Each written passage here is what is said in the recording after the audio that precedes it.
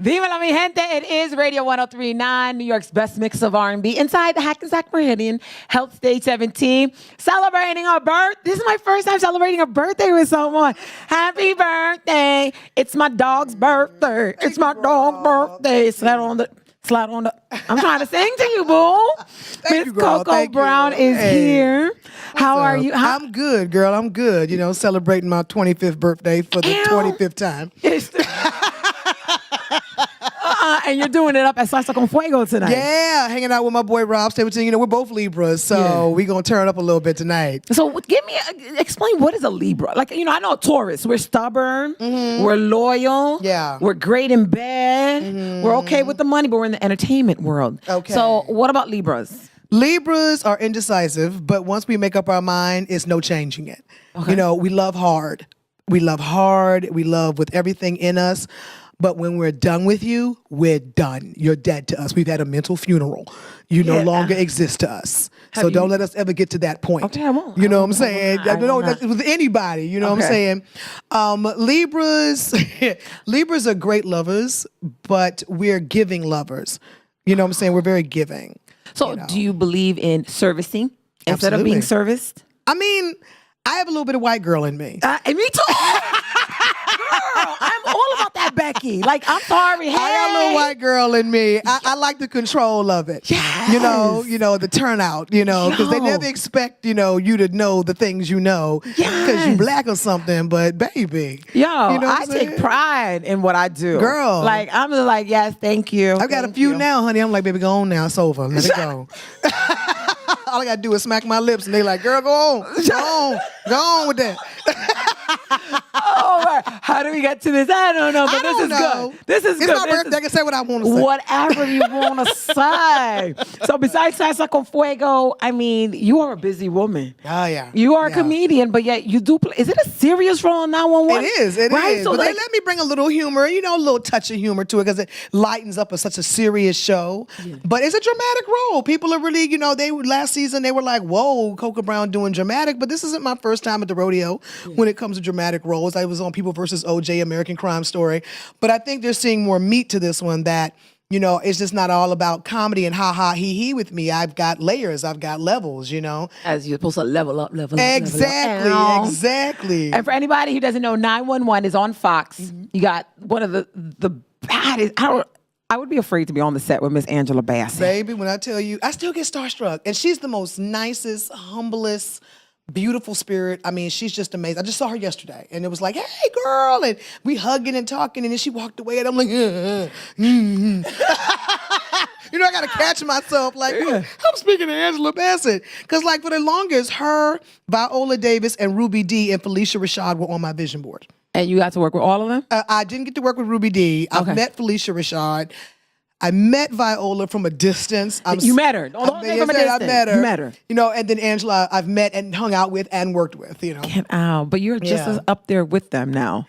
God willing. Let's speak this. Yes, I am. Yes, I am a Libra. I am a star. Hear me roar. Yes, I am. I have a seat at the table. Yes, you do. Now, 911 is all about like the firemen, the police. Right, the first responders. People who showed up, to disasters and stuff like that. And you play a home nurse. A home nurse. First season, I was taking care of Connie Britton's mother, which is played by Mariette Hartley. Mm-hmm. She had dementia and Alzheimer's. She ended up passing away in this, episode. And then now they've brought me back to be the caretaker for Ryan Guzman, who plays Eddie on the show, Special Needs Son. Oh, wow. Yeah. How did it feel to know that you were coming back? Because usually, you think when I got that call, I was like, won't he do it? Praise Jesus, let him use you. Yes, honey.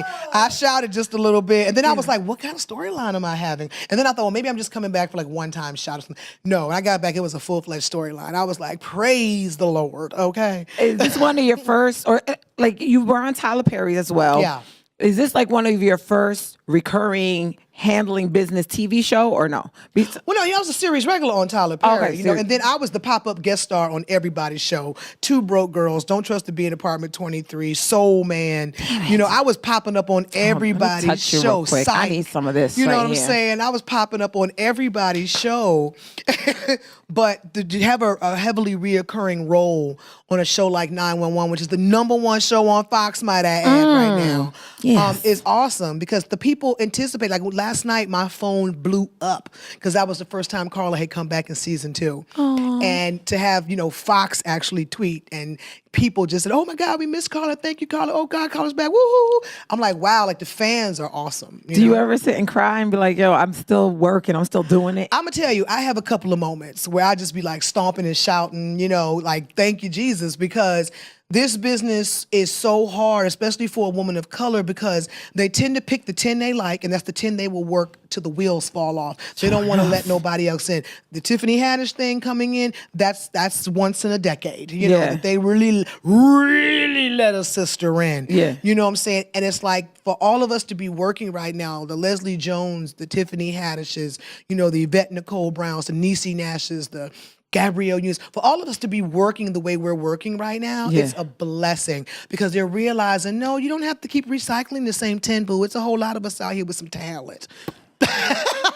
Yes, won't he do it? Won't he do it? Lord, give me a chance. And professional. Yes. Add that, okay? Now, let's rewind and go back to the beginning. Like you started off as a comedian or actress? Well, technically I started off as an actress. I was doing community theater and, plays at school, and I minored in theater in college, but I never thought it would be something I'd do for a living.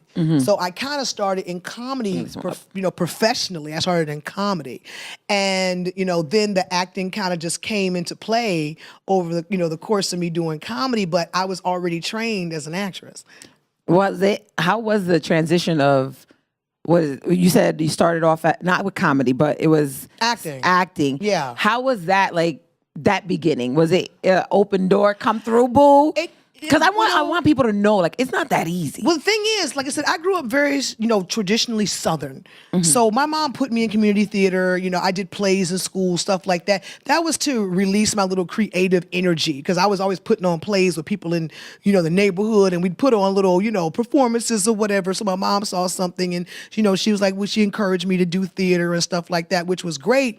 But it wasn't encouraged to be a life choice. A career choice. I was supposed to go to college, get a degree, find a man, get married, have some babies, and come to their house every Sunday after church. That's how my life was supposed to go. And then I went completely left after I got my degree and decided I'm gonna be Coco Brown, a comedian. And my mother was like, "What? Wait, hold on. We just paid how much for a college tuition?" I would have been like, "You better give me my money." First time my mother ever saw me perform, she was like, "Who told you you were funny?" Stop. I swear. She said, "Who told you you was funny?" And I was like, "Well, they did." And she said, Now she can't stop telling people, "Girl, my child, this joke she got." I'm like, now she's telling everybody how funny I am. Yeah. But it was like the talent, I think the raw talent was there, but there is a formula.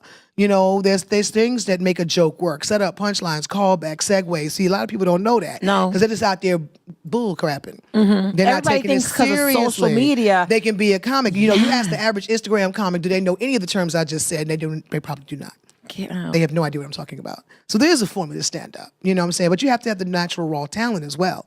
And then when you mix the two, you get a good comedian. You get Coco Brown. Exactly. You get Coco Brown, the queen of all media. Let's move it from Wendy now to you. You know what I'm saying? I'm working on it. You know what I'm saying? It's like, it's so funny now how all that matters is how many numbers you have on Instagram.